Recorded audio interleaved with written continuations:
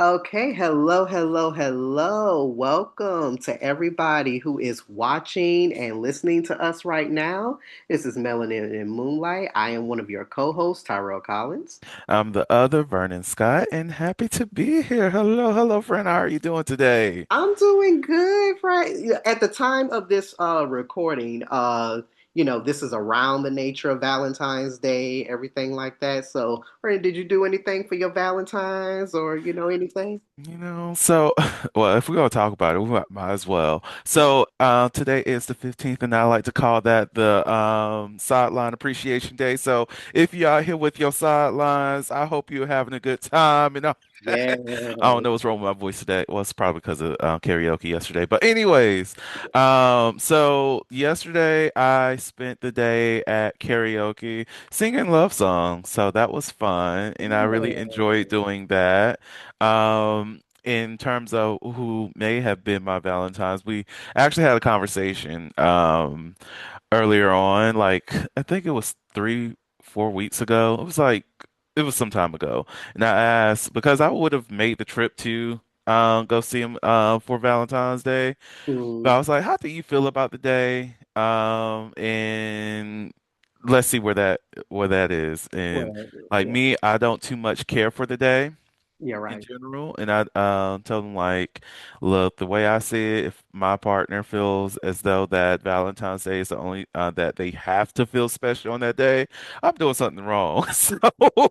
So I don't. I just want to know where your mind is at and all this other stuff. And he was like, I don't really care for the holiday either. And I was like, okay, cool. So I'm not gonna make it intentional to come see you. I at least use that time to spend some time with the karaoke people since I haven't been there for some time because of the weather things that's been going on. And, Exactly. I'm not going to be there every Saturday. So I was like, I do that, sing some love songs, have a good time, and then, of course, make time for you um, after that. So that Yeah. was mine.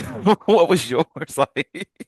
Mine consisted of staying in. I had me a good, like, nice glass of wine. I put on like Ooh, like my usual R&B playlist, everything. I just enjoyed just being in my own space. So, just wine, yes. music, nice vibes. I like lit my candles and everything. Cause like yourself, I mean, I'm not like a big Valentine's, day person or whatever. So, um.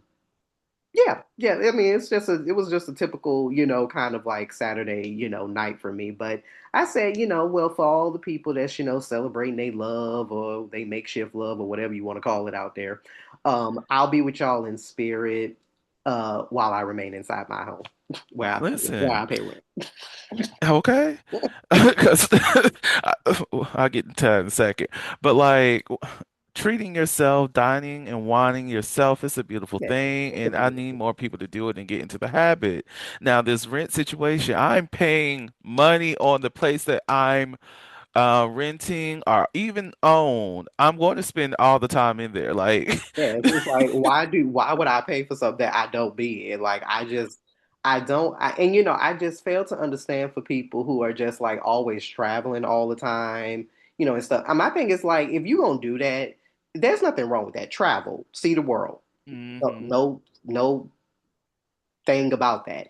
However, if you're gonna do that, then why don't you just live like like a nomadic life and just like go from pillar to post, like stay with this person a few days, stay with that person a few days, makeshift and stuff like that. Like, because I'm like, why are you up here paying rent for a place that you are rarely in?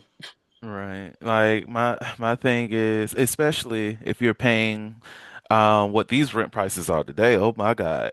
If you're paying this much for a place, I'm glad that you have it to waste if you're not going to be there. But outside of that, if you're paying this money and you don't have peace in the place that you're paying for, Yeah, oh, so there's something wrong here. yeah. Ain't no way I'm gonna be paying for money and I cannot come back and it is peaceful in my environment. Absolutely not. Exactly. Mm-mm. Yeah, for all of our people though who, celebrate Valentine's Day with your loved ones, for, all of our, female, listeners who may have had a Galentine's, Yes. for the bros who may have had like I don't know what you want to call it, Oh, yeah. bromances or bro Valentines. I heard that that's a thing. The Fellatines. I heard that that's kind of a thing now. That's an ugly So, word. whatever, like, I don't know. I just heard it through the ether. But it's like if you do celebrate, however you do it, again, with a significant other, with friends, whoever, just hopefully you had yourself a nice Valentine holiday. Yes, amen. Amen. Oh, so what did you want to get into today? Ignorance. That's the Mm, best way. ignorance. Uh, Ignorance of things. We have oh, ignorance in 2026. ain't that The shocking? Ain't that audacity, shocking? like the audacity, The audacity. the audacity. Like so I usually keep all the ranting and venting to hold space either for random things I talk about on Instagram, probably post it on TikTok, and the Holy Liquid podcast whenever, because I use a lot of profanity in my daily life and I try to keep it, you know, a little bit somewhat professional over here in this space, this sanctified space that we're cultivating here. However, it is one of those moments where it's just you got to yell when you need to yell because whatever the hell this dictatorship is, I'm tired, I'm exhausted, I'm frustrated, annoyed beyond regard.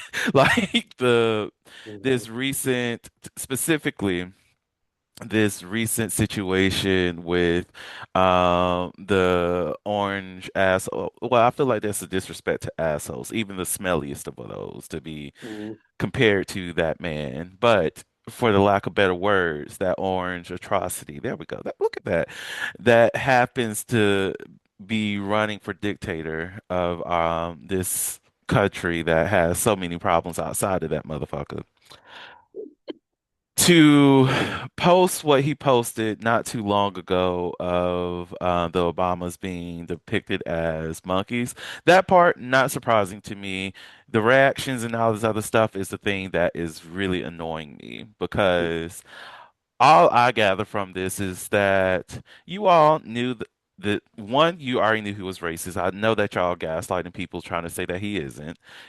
But the thing is, you removing your support for him because of this racist comment, that this racist remark, this display of racism. Now, because I already know that a lot of this is due to the Epstein stuff, and you just need a Mhm. reason to distance yourself. It shows that you knew when he was calling Michelle Obama a monkey in 2016, in 2012, in 2000, what, 10, in 2008, you knew at that time that this was racism. You Mhm. knew that in every other instance where somebody called a black person monkey was racism. And you chose to continue to gaslight people as though it wasn't. So you're fully aware of this, but now because he posted this on his little network and all this other stuff and pushing it out there as the president of the United States, now I see this as racism. Fuck you and all the things that you want to argue against because this foolishness, this fake outrage, this wanting to distance yourself. You knew who this man was when you voted for him. You knew about his name in the fucking files when you voted for him. Just because it's not as popular and you don't see yourself as being able to be protected now, that you find it disgusting or discouraging or non-American that you want to remove yourself, fuck all y'all. Fuck every single one of you who decided that now is the point that you need to go ahead and distance yourself. The point was in 2016 when everybody else, well, most of the black people, recognized this man for who he was and advocated against his fucking presidency since then. Fuck y'all. Yeah, no. I mean, when the situation first happened, again, like you say, it was not a surprise. Like nothing that man does, like surprises me. And you know what? I'm not even gonna say, man. occupant of space. That's what I'm going to that's what I'm going to say. He's an occupant, occupant of space. But even as, when we think about like him making the nature of that post of the Obamas as, as monkeys, as, seen as like ape like, it's kind of like, what will it take for people to, again, recognize what is being the undertone here, right?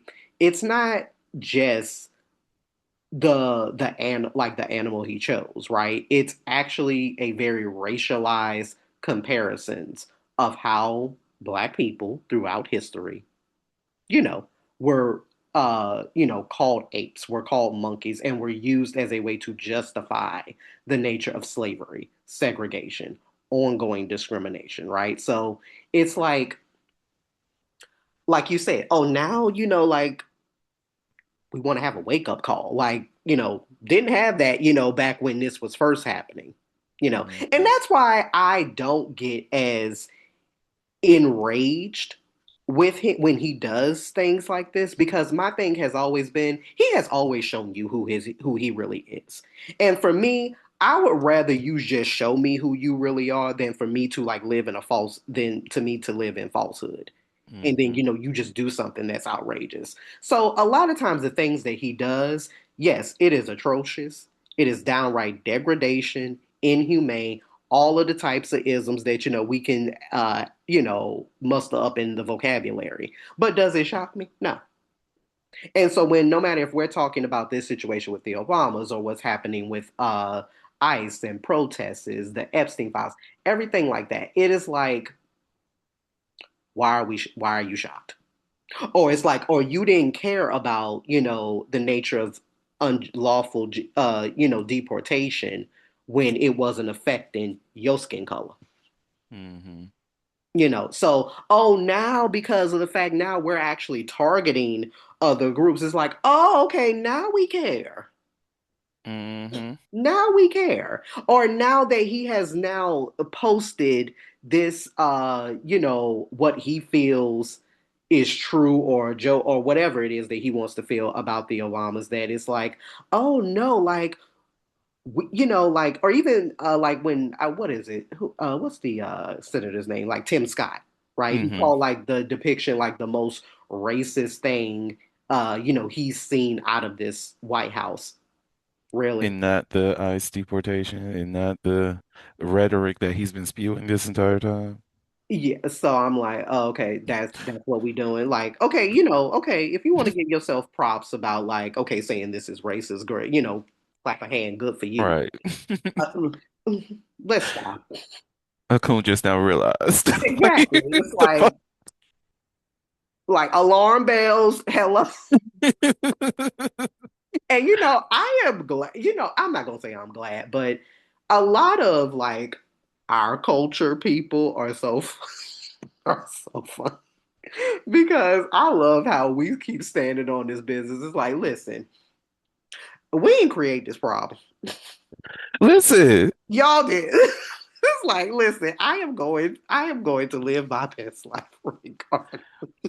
because look, black joy is resistance, and I'm enjoying resisting in this way. Like, it's I crazy. love it. And I love it. It's like, listen, I'm not about to be gaslit to be like, I didn't know who this like you didn't know who this man was. Like, don't do that.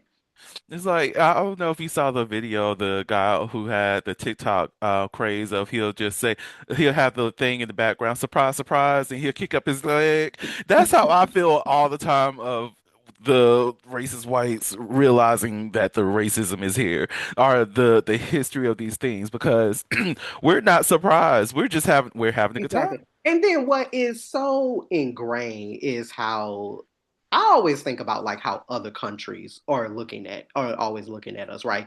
We've never necessarily been favorable in other countries anyway. And I love how other countries are, they quick to point out America's not just faults, but like hypocrisy. Because it's kind of like, we always want to talk about other people, but it's like, yeah, but y'all still dealing with ingrained racism.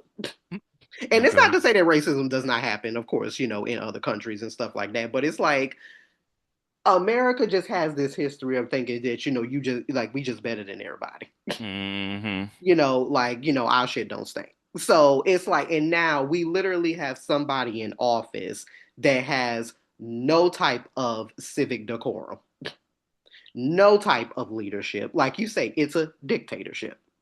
And so when you think about when incidences like this happen, when past presidents, even when they publicly disagree with opponents, right? But it's still maintained in a tone that is institutionally, respected. Like that's the whole nature of like politics. We know that politics is a lot of times about a bunch of BS, the rhetoric that's spilled and things like that. But there's still a certain type of decorum that's there.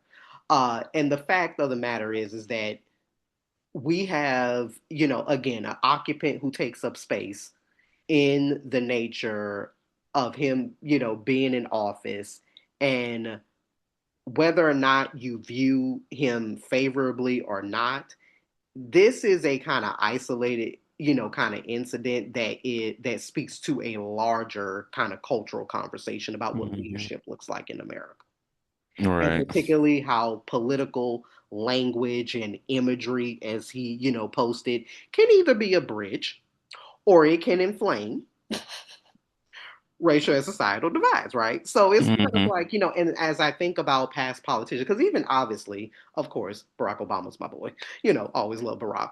But it's kind of like I was having a conversation, I've been having conversations with some people about politics lately, and I'm like, listen, we can't even say these past few elections have been about actual politics. This is not about whether or not you are just a Republican or you are just a Democrat or you're just a liberal or, whatever. This has been about basic common human decency. Even if Hmm. for the last election you didn't like Kamala Harris, right? Let's just say that. Like, you don't, okay, don't like her, whatever. Even if you had that type of mentality, would not your brain take over to say, like, okay, if I don't like, him, I don't like her, but at least let me try to choose the person who I feel is most qualified for the job.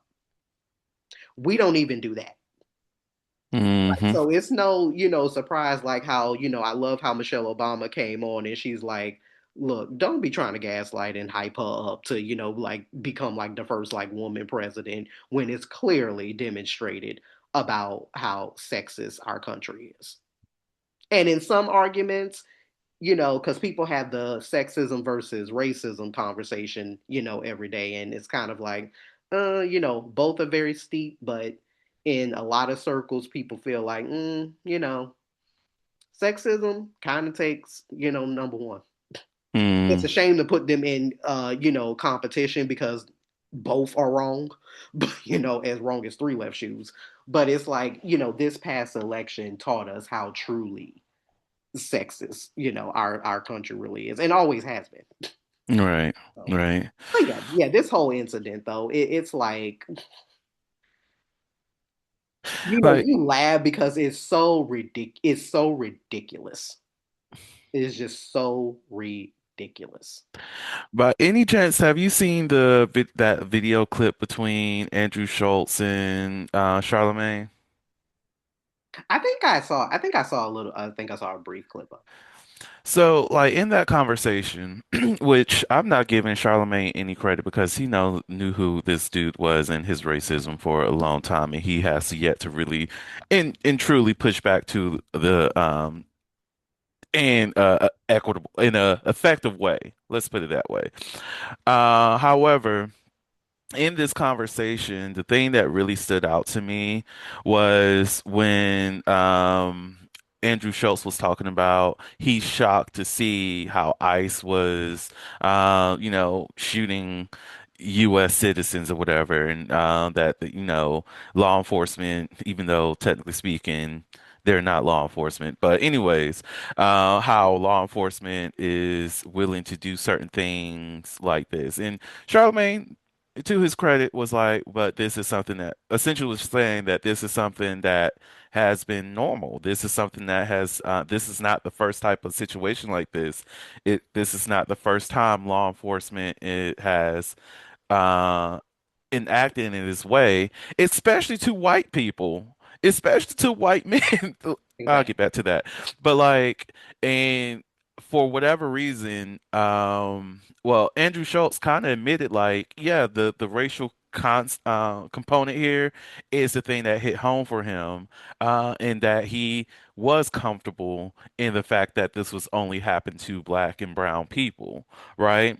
Now, the thing that really gets me here is that this is ICE doing these things, right? This is a direct consequence of our decisions to platform and vote for this individual person and support others, voting for this person that, oh, I was down for them doing this type of treatment for black and brown people and over policing them in this way. I advocated for this, and boom, now everything I advocated for now looks white, looks like a white man and a person that I directly identify with, and now I'm seeing the wrongs of my decisions.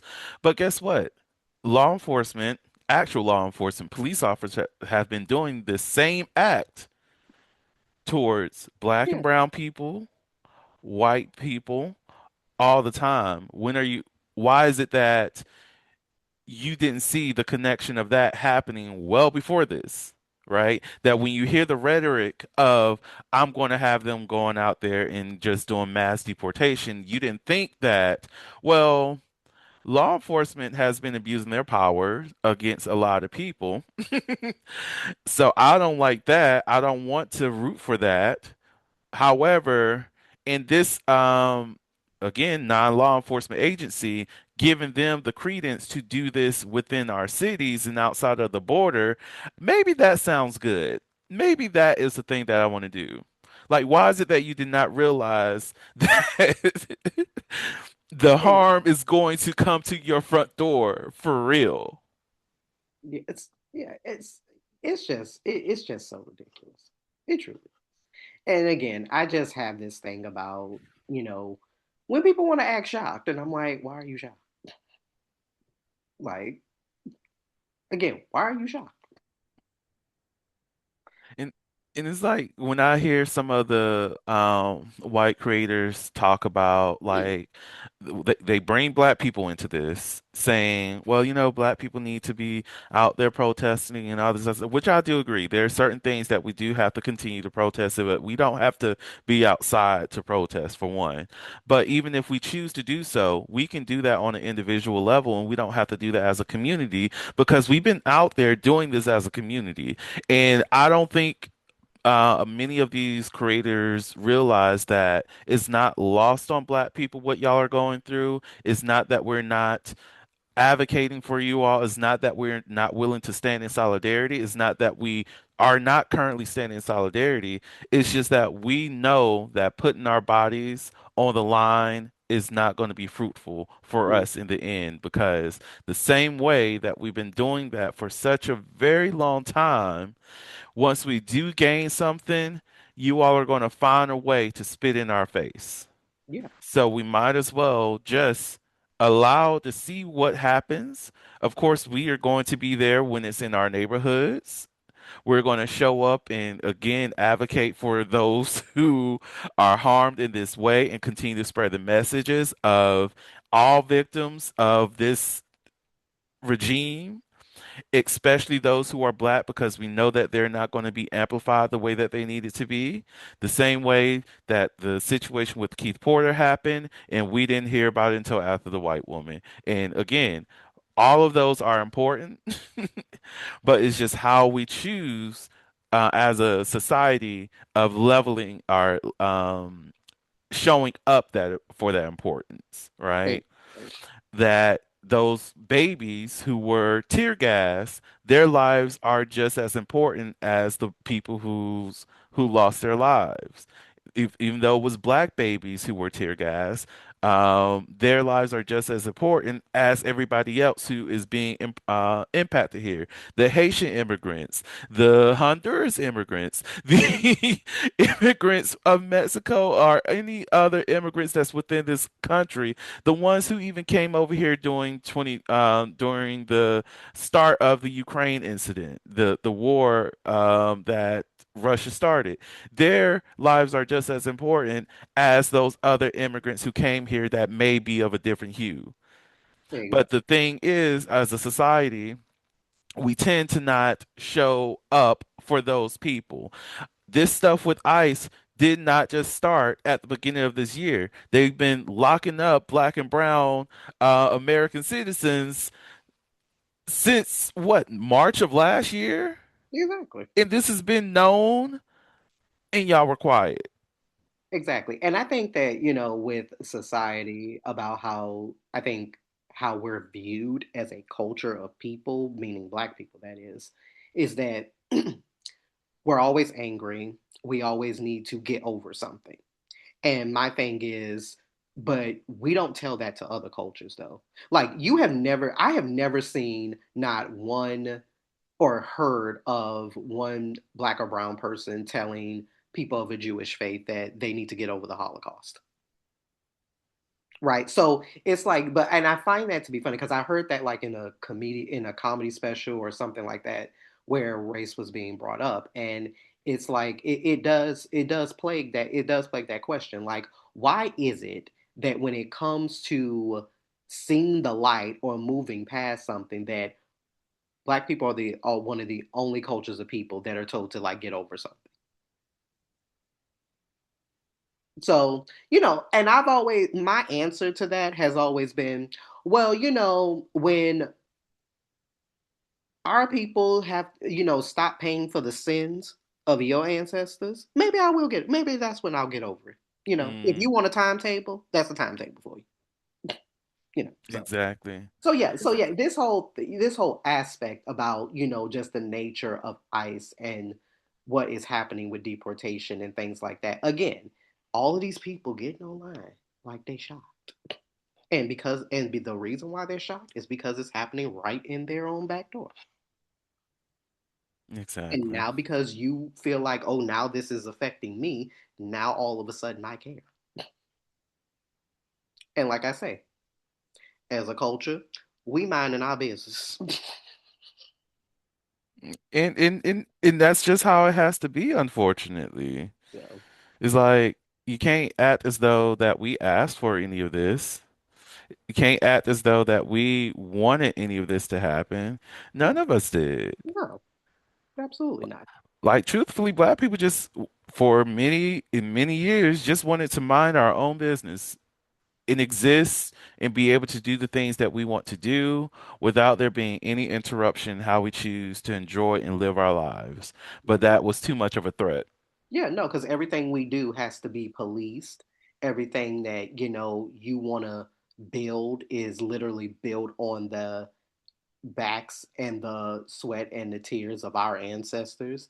And, you think that you can just continue to take and take and take and police us all at the same time, and that things won't happen. Hmm. So, mm, mm, mm. But yeah, it's a sad thing. It is. I I think that's it. I feel a little bit lighter. It's always good, like you say, it's always good to start out talking about just ignorance. Just ignorance.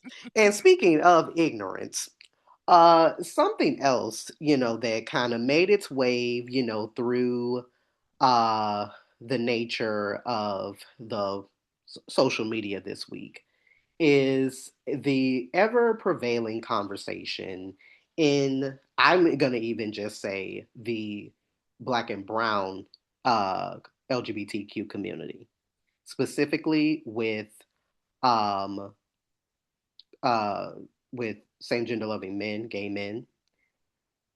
This whole aspect about dominance and submission, the whole topping and bottoming conversation. There's been like a lot of talk this week because there was a viral clip of the YouTube show of the Pop the Balloon, which is a kind of like, look, I'm not gonna, no, because I'm not even going to diss, but it's a, kind of like a lower in aspect of a budget to get daters onto a show and see if they could, find them matches, based on, who they have brought into the studio. And so a viral clip, circulated around this week for a 30 and over edition that they were having. And these two gentlemen who looked like they were going to be, a match, um, ended up not being a match because one of the gentlemen asked about the other gentleman's sexual role, their sexual position, like how they like to operate, inside the bedroom, and so that question triggered the other guy. He said that he actually hates that question. And it sparked it's continued to spark this ever continuous conversation that happens within the queer community, especially among men, about the whole aspect of sexual roles, positions, um, people saying that sexual compatibility is definitely important, so why not just say it outright, get it out the way. Others feeling that no, it's like, why do we need to lead with that? And so again, it just continues to be a very divisive conversation. And I think one of the larger conversations to have is not just about the roles and the positions, but how we as a community have those roles have now been ingrained to be a prominent feature of a lot of people's identity Mm, and how they operate. So it is to say, if I am, if I am a top, when it comes to being intimate, then that automatically makes me a leader. If I'm a bottom, maybe that means that I'm a little bit more submissive and, things like that, which of course that has nothing to do with anything. So it's like, where do we get those aspects? Heteronormativity, uh, hmm a lot of times. And even when we look at heteronormativity, it's like, why are we adopting things that don't even work for them? you know, and that's really where I want to put this conversation in the context. It's like, if we're going to adopt something from heteronormativity, let it actually be something positive. But instead, we've adopted something that is continuing along with a really toxic aspect of patriarchy, hmm where we view dominance as uh as the controlling aspect. We view passivity as submission. hmm you know and so yeah, it's just a whole kind of aspect that, yeah. Yeah, yeah, I'm glad that we are taking time to have this conversation because it's really needed, and it also needs like adequate flushing out too, because it's not one of those things that you just address and just have a 5 minute understanding, and it just Yeah, doesn't no, work that way. we would be here 10 plus hours. We would be here 10 plus hours It's dissecting. so nuanced. It's so nuanced. Oh my God. But like the even the idea of just like when it comes to labels, I like to think of labels as being an introduction, but not my full story, right? So, you're getting a little bit of an understanding of how I may operate, and then cool, whatever. But it doesn't mean that this makes up my full identity, even if I can name different aspects of different communities, different roles and positions, and all this other stuff. It still doesn't make up all of me. Um, so like, it's just a reminder of all like God, the dating and hookup scene. Oh my God, it's just frustrating. But like, I do feel like that even asking that question on a platform as Pop the Balloon, knowing others will see it, can be very unnerving for a person Mhm. because that's not everybody's business. Even if I were to share it on like an app or something, that is for those who are on the app who sees my profile. It's Mhm. not necessarily that I'm telling everybody who I don't know that I may not even be interested in this information. People in different states, different cities, and all that now has this information. It is very personal, right? And I can see how any person will be uncomfortable answering that. And not, for some. it's just a badge of honor, or that is something that they just wear on their shoulders. So it's like, yeah, let me go ahead and let everybody know that I've, like those people who call themselves gold star gay, whatever. Like, that's Mhm. cool, whatever. That's, your prerogative. But you can go, like, not everybody has to operate their sexuality, their identity the same way that you do, right? And personally, and I think a lot of it is because my capabilities of sexual expression is very broad, that I can see the potential of sexual compatibility outside of the norm labels of top, bottom, and all of that, because I don't necessarily require penetration in order to have connection and intimacy with the person, or even sexual intimacy if you want to just look at sex in and of itself, because there's other things that I can do with the partner that leads to orgasm. And for also, it's not always about orgasm when it comes to sex too.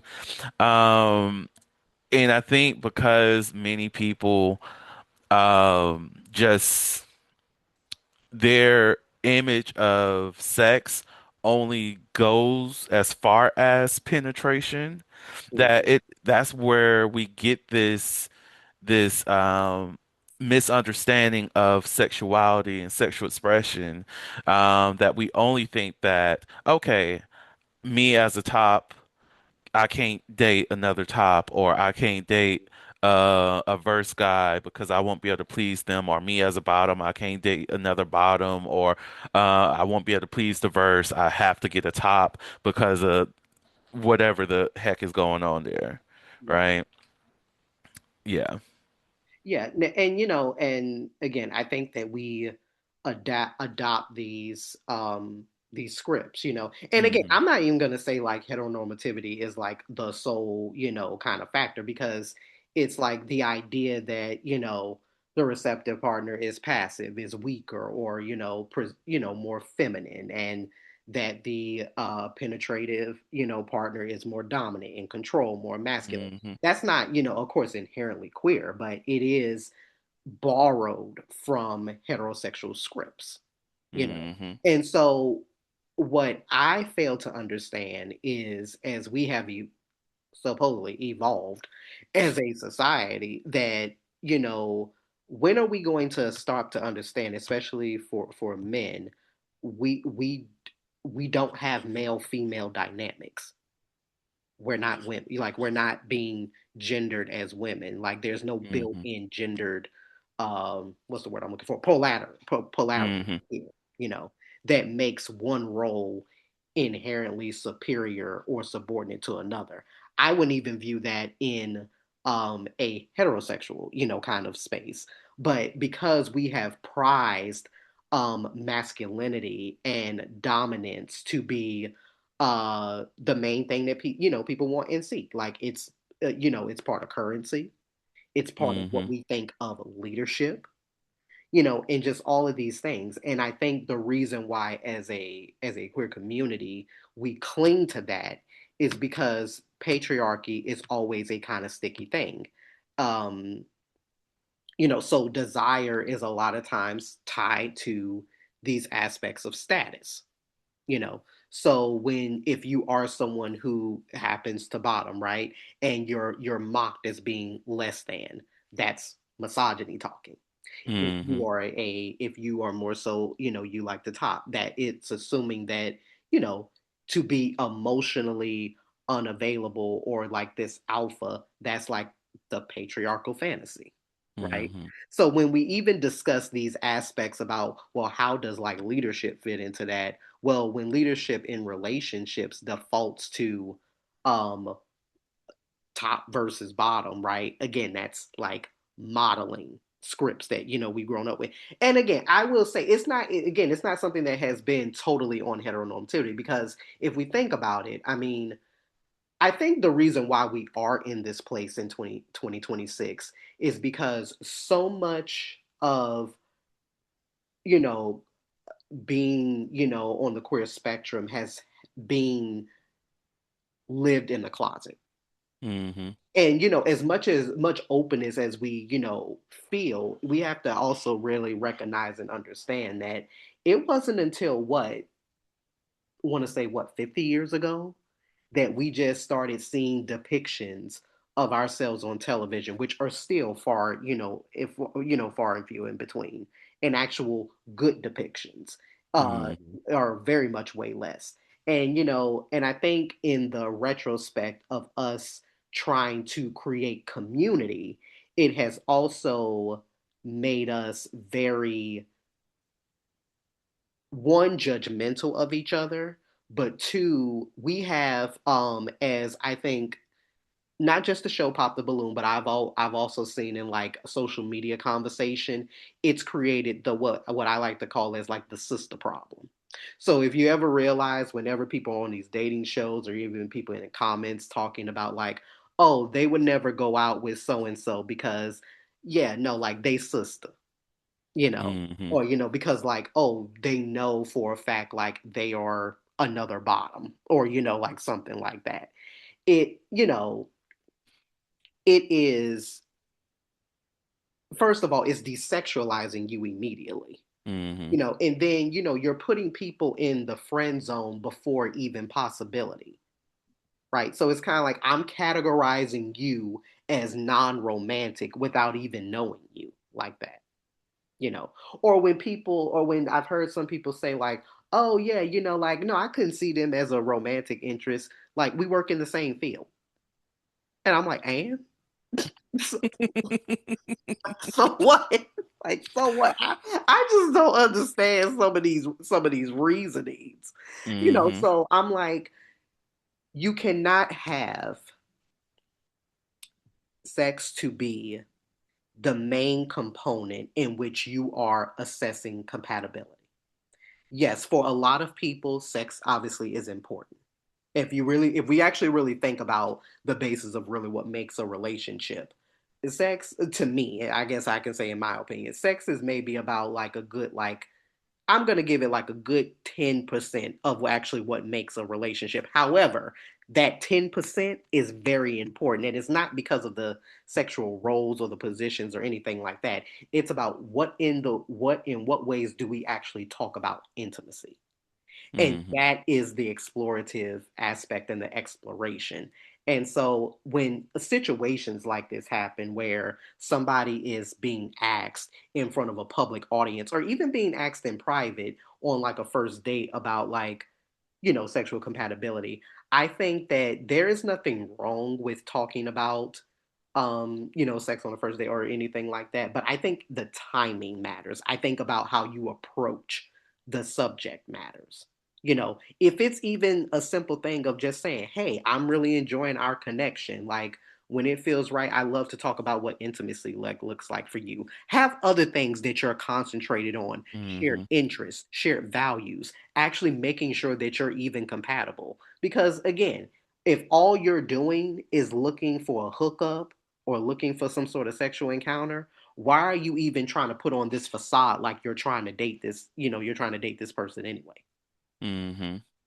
You And know? I feel like overall, there's a lot of fear that drives these types of conversations in terms of like knowing a person's sexual role because they don't like to engage in a relationship with a person who may participate in the same role as you means that you may, or one of you may have to go outside of the box, may Mhm. have to explore something that's not the normal for you, and to engage in that can strike fear in a lot of people Yeah. because who am I? Will I thrive in doing something different? Or will that lead to failure? If I try to do something different, would I then be rejected? So I feel like a lot of that tends to keep people so close into the boxes that they put themselves into.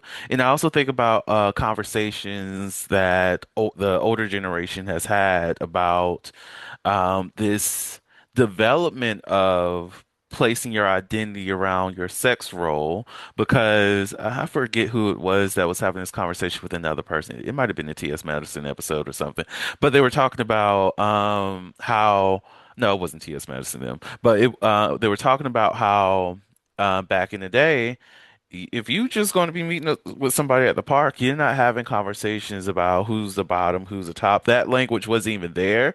Maybe pitch and receive, but it was more like I'm looking to do this. What are you looking to do? And then they just have a hookup. And it's not that it was isolated just for that. Like I'm only performing this role, but I'm doing all the things because sometimes I might want to top, and I'm going to go to the parks, go go meet up with somebody or the bathhouse, and oh, I'm in the mood to top in this moment, and oh, you're looking the bottom, cool. Or maybe we're doing all the things, Mm, right? It wasn't. I'm basing my perspective of sexuality, my identity off of this one role in which I can perform, but I'm exploring the sex with this person that I'm engaging with so that you would see a lot more couples, well, queer gay couples where the role didn't matter. It was a lot of the emotion and the connection that mattered most about the development of the relationships versus, oh, they have to be this or that. And I think a lot of it comes from the development of apps because if you join an app and if you don't know what this or that may be, you let's say you go to porn, like, oh, what's the top? What's the bottom? And then you learn, okay, that exactly. seems interesting to me. I do want to try that. So I'm going to say that I'm a bottom here. And now, because you didn't have at the time, um, for a lot of people, the option to choose more than one that you're interested in, you are only seen as this one thing. So if Mhm. you do have a very way that you want to approach your sexuality, you just have to automatically choose versatile, even though that may not be true for you, right? So I think a lot of that really developed this thing to where people had to make a choice and use that choice as a way that they identified until maybe further along the lines, they're just like, okay, maybe I could try this verse. Maybe I could try this top and only identify top because I like that a lot more than bottoming now. So Mm. I think that plays a lot too. Yeah, and I think that also like it because especially like for black and brown men, because a lot of us tend to run in the same circles of people. Hmm. We feel like a lot of times with the messy culture that we create that we don't have the exploration to do different things because it's like, okay, if I am with this person, like are they talking about like what we did or our business to like their friend group, and then now there's like talk, rumors or talk about me, like when like you have obviously as we say like the term like people that's for the streets, or people that's like like community dick, like all these Hmm. type things. And so it's kind of like you a lot of times I feel like people don't feel like they even have the exploration, the freedom of exploration, because any and everything that you do is always kind of is always being like hyper, like looked at. And then, Hmm. so even for a lot of men that I feel like have found comfort with versatility, right? So you have a lot of men that, they may, say that of themselves as being verse. And to me, just like with the whole top bottom kind of dynamic, like verse comes with a lot of unspoken qualifiers as well. Like, Hmm. oh, I'm verse, but prefer the top. Like I'm verse, but only bottom for the right guy. That actually happens quite a lot. Or I'm verse, but only if he's more masculine than me, you know. Or you may be in a situation where it's like, yeah, I like to have 50-50, or, 30-70, 70-30, or, whatever, 60-40, whatever the situation is, everything is always, like in flux in some sort of way. And I think that what we really have to again understand is that intimacy is co-created. You never know, even though you may have things that you prefer, you may have things that you like, you never know what you may be open to depending on a certain person, or people. Hmm. And as you it when you get out of the mindset about your sexual roles or sexual positions being an identity marker for you, you learn to see yourself differently, and knowing that you can have various types of sexual experiences, inside penetration, outside penetration. But again, what does intimacy look like for you? Hmm. Because all of that, who's top, who's bottom, who's verse, who's this, who's that, all of that is about a performance aspect. But what do you Hmm. really have at the end of the day? Because if we ain't got intimacy, we ain't got nothing. But Terrell, what if I don't orgasm? I'm not gonna like it if I don't come. Well, there's plenty of workarounds. And Exactly. also, again, how we tend to talk about how we assign these masculine and feminine roles to, again, how we think about leadership. It's like, why am I going to be with a man who doesn't who lacks vision? And we need to get very clear about what vision is. Just because someone wants you to submit does not mean they have something worth surrendering to.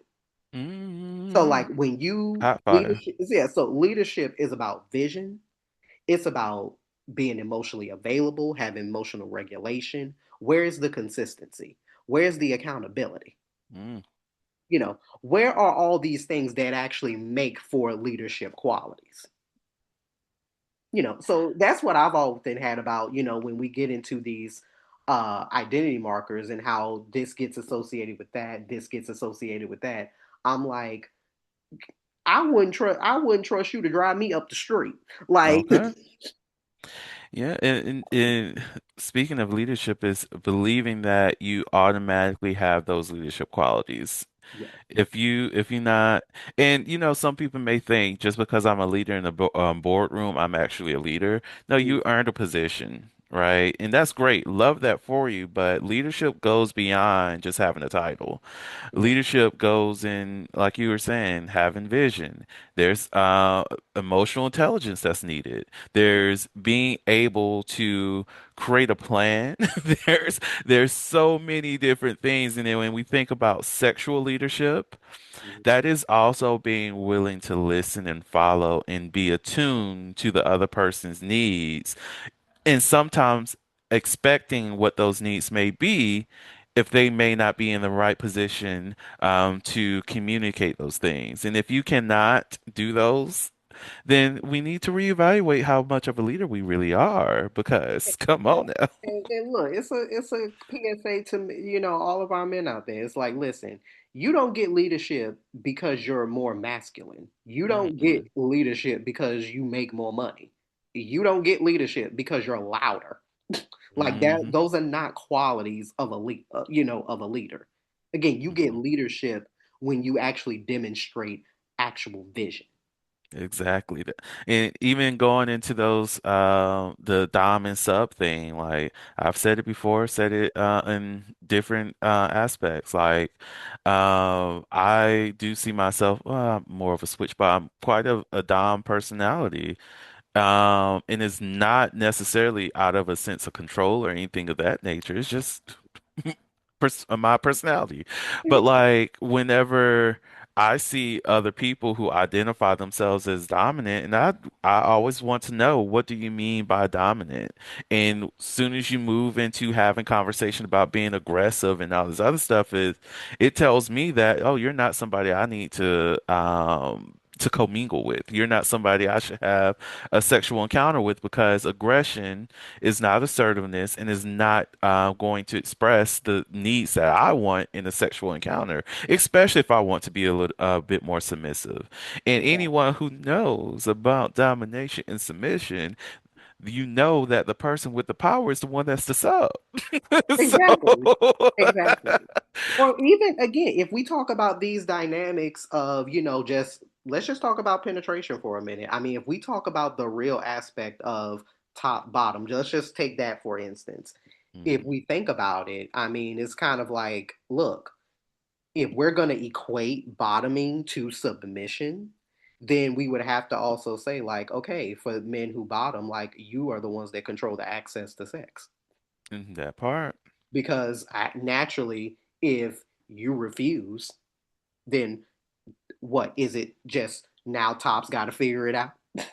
Mm, you know so again, all of these types of binaries, but again, even when it comes to talking about vision is something that is forward facing. You can't connect with people just off of a vibe, or because of how they look, or even just the nature of how your ego drives a lot of decisions. Are mm, you actually having conversations with people that are talking about, hey, this is the kind of relationship I want to build, this is what partnership means to me? What is that person's values? How do they handle conflict? How do they see themselves growing? Where do they see themselves in the next 5 years? Are you actually a part of that vision, or could you be a part of that vision? That is what forward facing is, mm, you know. And also, a little tip I heard from a relationship expert, and I thought that this was really nice. They said whenever you're talking, whenever you're getting to know people, or like you've in that midst of seeing about where their headspace is, notice about how they'll talk about themselves and if you're included in that. Because anybody who has a plan for you in the relationship would be like, yeah, I plan to see myself doing this in, like, again, the next 5 years. I would love it if we could be here. Or this is what I see for us. Like, if we're including the we and the us, that's how you know that, oh, okay, no, this person has you a part of their plan mm, in the future. And again, it's something that is in the subconscious. It's not something that's always going to be like, oh yeah, it's all the time it's going to come out their mouth. But anybody who has a plan for you is going to speak about you as far mm, as the us goes. Now, as men, we always have a lot to do when it comes to communication, because you could be that person that, oh yeah, you are planning for a future with this person, you just don't verbalize it. And then, mm, when somebody brings it up, or now you having issues, now you shocked, mm. you know.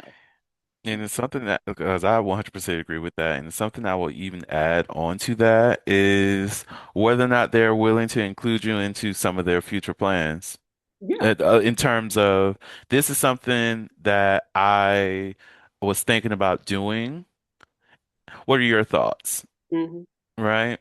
Yeah. Uh, Meaning they're one willing to rely on your input as well as reflect on, okay, so how am I going to be impacted by this decision? So I could give some advice on that or give some input on where I see those things. It helps a lot. It Yeah. really helps a lot.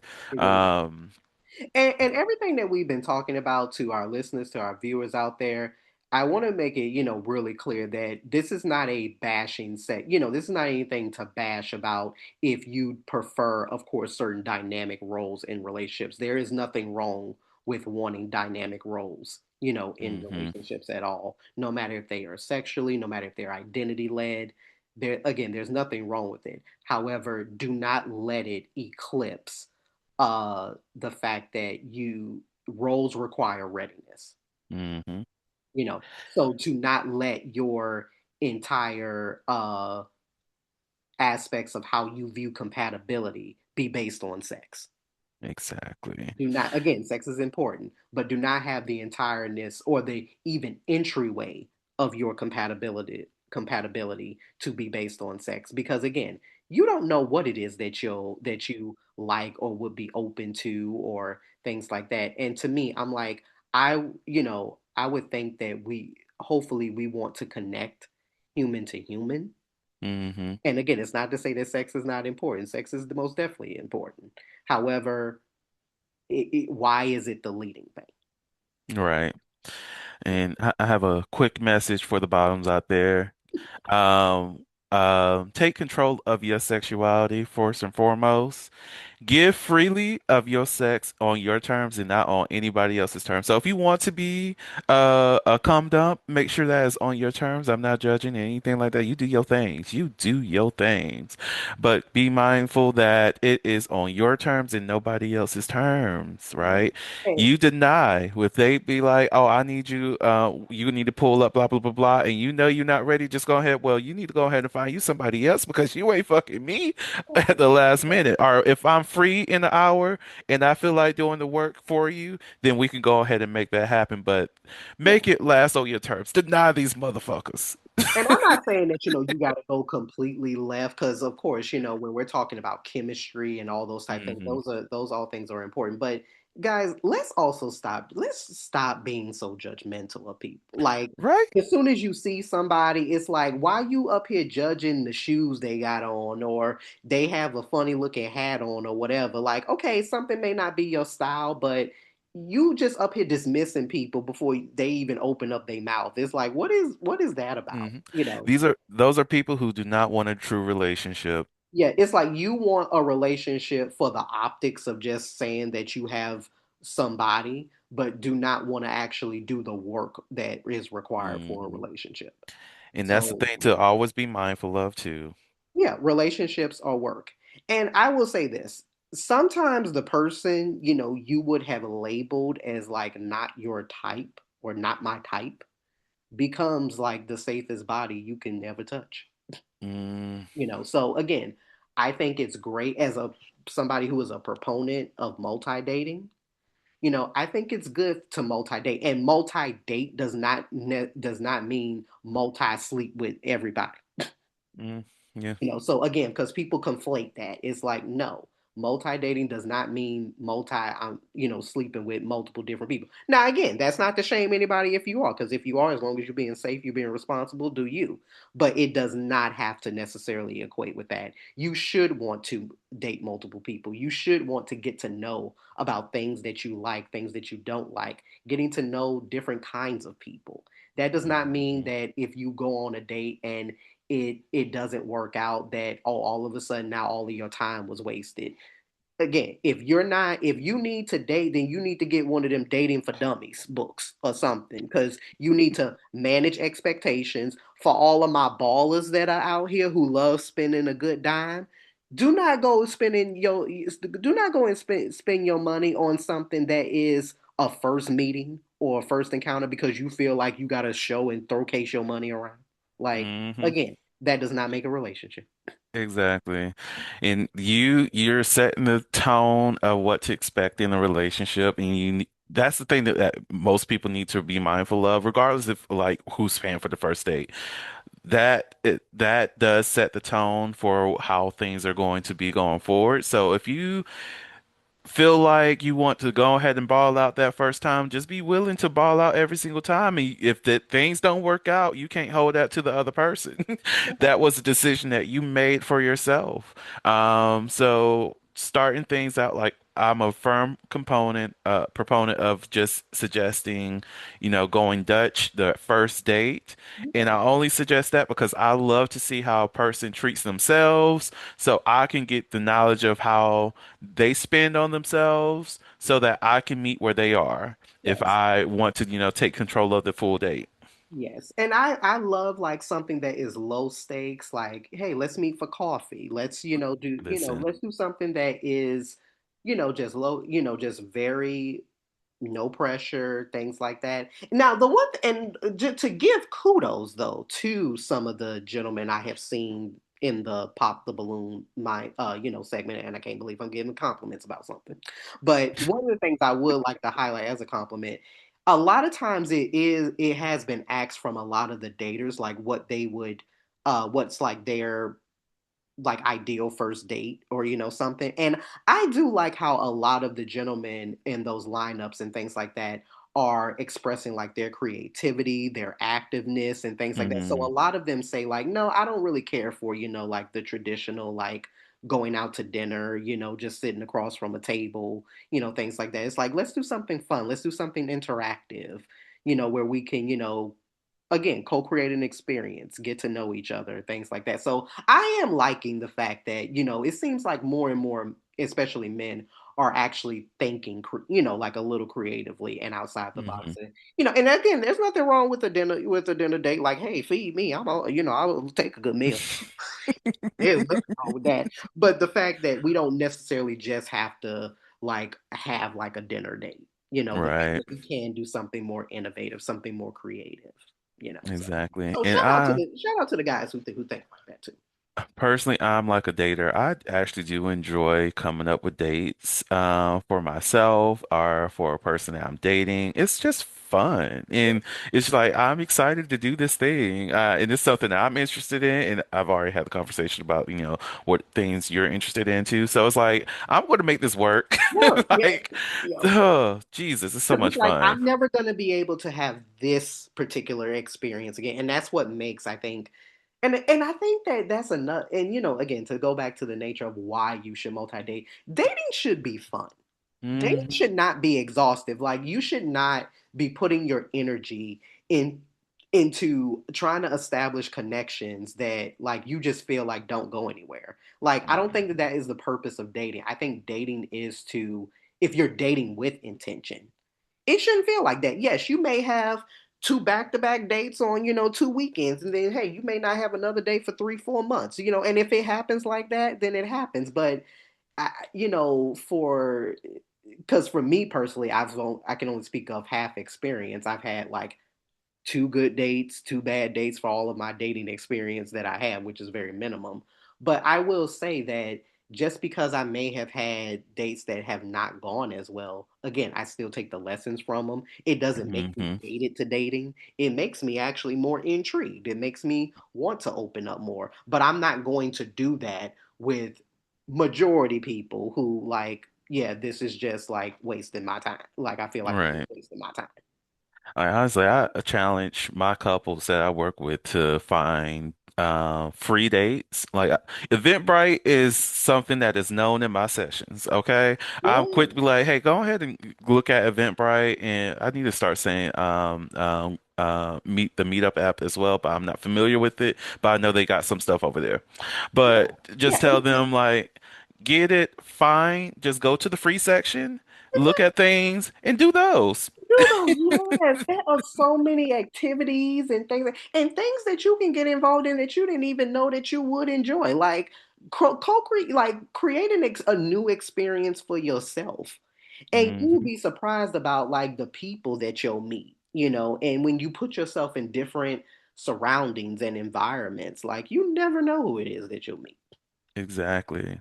You know. So if you out there and you need some dating advice, do that. Go to Eventbrite, find the free things, and find an event that's free that is also at a food place. So you know if the date's going to be a long day, that y'all are Mhm. getting some food and budget in that sense. But Yeah. have a good time. It's so much out there.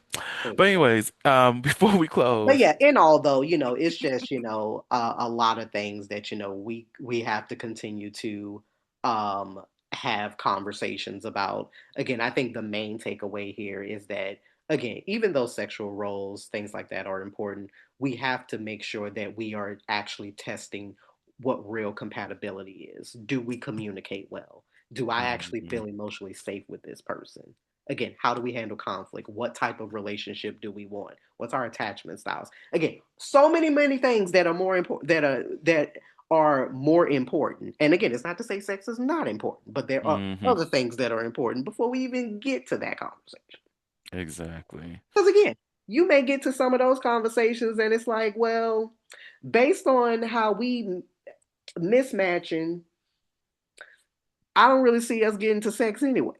And Mhm. then even if we did, okay, then maybe all of a sudden, hey, we just horny and we just wanted to hook up because we thought each other was attractive. But at least you already know about the compatibility not being there. And if you still choose to sleep with somebody, then at least then you made that decision of your own merit, not because you're trying to test compatibility with sexuality first.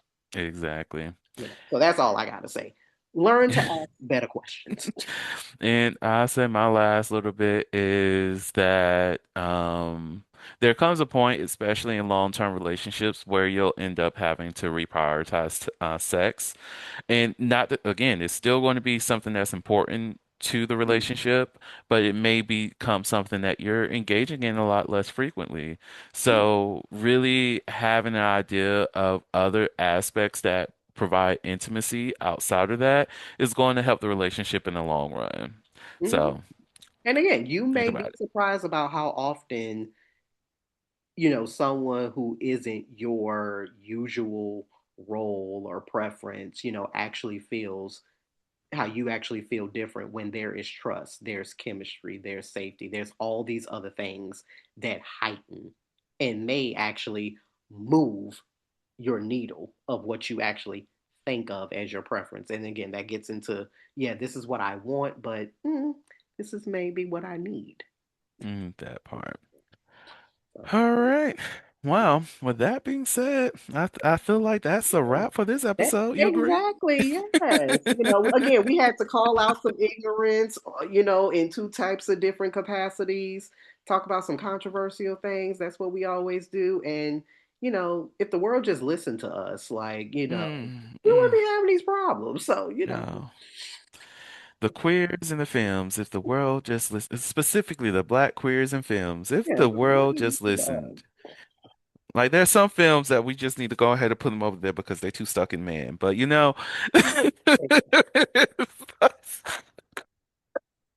Exactly. but overall, that's the groups that you need to listen to, world. But anyways, oh, thank you all so much for tuning in to Melanin and Moonlight, your late night space for deep, thought-provoking conversations about sex, culture, and the well-being of the Black community. Don't forget to like, subscribe, and share the podcast to keep the conversation going. Until next time, keep the vibes flowing and your mind open. Bye bye. Bye.